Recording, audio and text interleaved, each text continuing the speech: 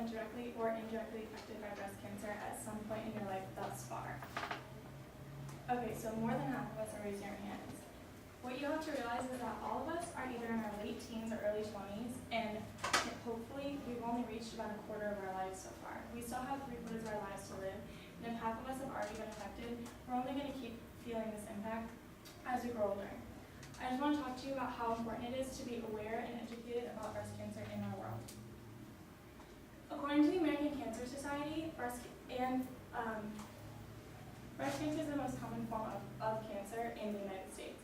It's more common than lung cancer, liver cancer, any other cancer, prostate cancer, which is incredibly common. Breast cancer is the #1 cancer.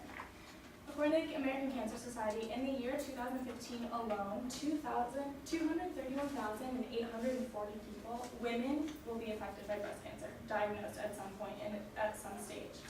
In addition, 2,350 men will also be diagnosed in just this 1 year. Of those 231,000, 40,290 women will pass away as a result of breast cancer and the symptoms that it causes them, and 440 men will pass away. Now that leaves us with 191,110 people that are still going to be alive and have been diagnosed with breast cancer. Of those, 143,332 people will have recurring breast cancer in the same exact spot within 5 years of their initial diagnosis. This is incredibly scary. That's almost 75% of the people that were initially diagnosed and lived through their first diagnosis that will have it again within 5 years. This is scary. In 2013, I walked the Susan G. Komen 3-day 60-mile walk with my mom and Carrie. We met her just because she lived in our hometown. She was diagnosed with breast cancer in 2008. It was stage 3. She got over it, she got through it, and she fought for her life. And in 2011, she was diagnosed again. Throughout the process of training, we trained for 6 months. We walked up to 20 miles every Saturday and Sunday. She was still going through chemo as we were walking. But Carrie is very much an inspiration for me, and she's a statistic where she was diagnosed, and within 5 years, she was re-diagnosed in the same exact spot. She had a double mastectomy, and she's walking 3-day in November of this year, later this month. Now, for education, I just want to let you all know that breast cancer, as you should know, is lumps in your breast tissue. This is a result of metastasized cells that are just multiplying like crazy. Now, this is obviously just some symptoms that you can tell: redness of your breast, swelling, any sort of discharge that's coming out of your nipple or anything like that.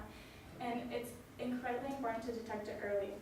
The reason being is because breast cancer, a lot of the times, you don't know you have it until symptoms show, and by the time the symptoms show, it's very common that it has already spread throughout more places to your body. So it could be in your stomach, it could be in your lungs, anything else. So it's important to make sure that you check frequently, and not just for women, but for men as well. It's like you saw, over 2,000 men will be diagnosed in 2015 alone with breast cancer. Okay, now to just get you more aware.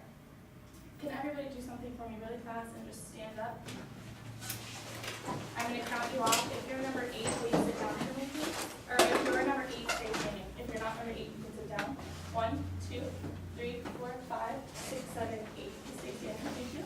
1, 2, 3, 4, 5, 6, 7. And I'm number 8. Thank you, Dylan.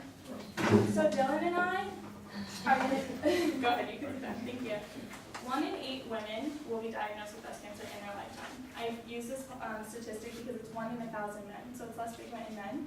But had this been a room full of 16 women, Dylan and I would be the 2 that were diagnosed. That's incredibly frequent, and that's scary. So we need to take the education, just take knowing, make sure you're checking yourself frequently so you know that you're not going to be diagnosed in a stage that's too late to fight. Now, these are some increased chances and decreased chances of developing breast cancer.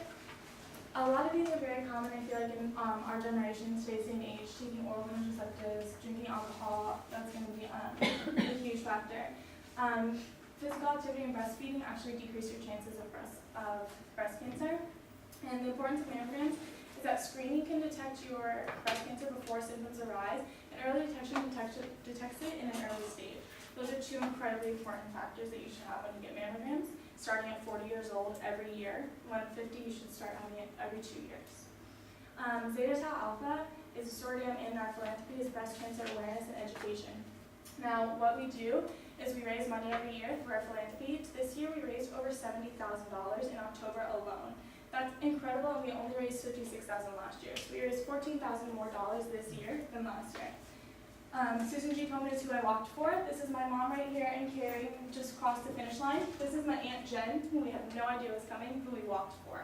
It was the most rewarding experience to see her there and see us finish for her. This fireman right here in the pink tutu, holding 17-year-old Dariella, who walked with me, he is a survivor of breast cancer. Hence why he's in the tutu, and he was there to cheer us on throughout the walk, and it was absolutely incredible to see the impact that has on men too, because it's so common in women. Now, you can do your part. All of these organizations, like Susan G. Komen, who I walked for, I had to raise $2,300 alone just to have the privilege to walk for Susan G. Komen. The American Cancer Society is paired with Zeta Tau Alpha, as well as the NFL, and our Think Pink, which is our initiative for our philanthropy, and it's absolutely incredible. All you can do, you can walk a 5K on any Saturday morning in October or any time throughout the year that the American Cancer Society holds. In the NFL, you see the NFL players wearing pink during October. It's incredible that they're involved in this movement as well. Now, what I want to do is show you a quick video of the reason why I walk. And this is us crossing the finish line, having no idea what my aunt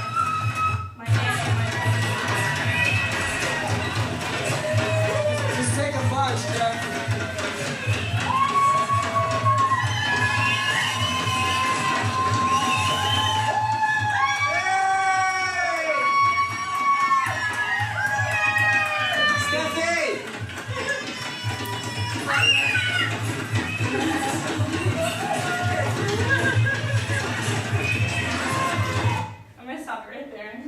My Aunt Jen is right over here hugging my mom. This is my cousin Seamus.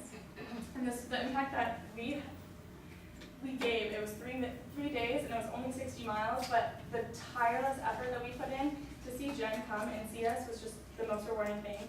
So I encourage you guys to take the education and the awareness that I could briefly explain with you today and just promote that and just stay aware and keep breast cancer awareness and education at the forefront of our impact.